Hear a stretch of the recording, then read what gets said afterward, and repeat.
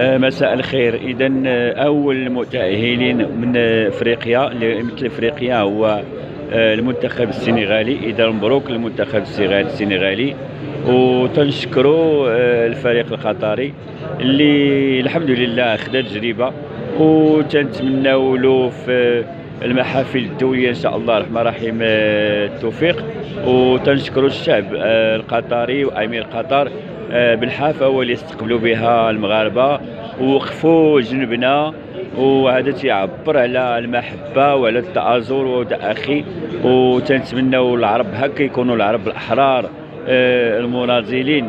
تنجدوا الشكر باسم الشعب المغربي للشعب القطري والحكومة ديالو اللي ما خلاوش من جهدهم وشجعونا وباقيين تيساندونا.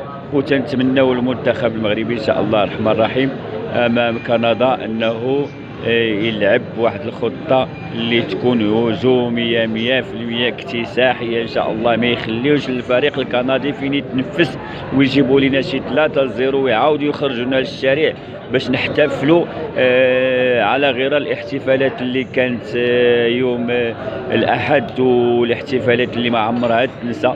اللي في الحقيقة الشعب المغربي يستاهل الفرح، يستاهل يفرح، يستاهل يفرح، وراه عبر على الحب ديالو العميق للوطن ديالو والراية المغربية.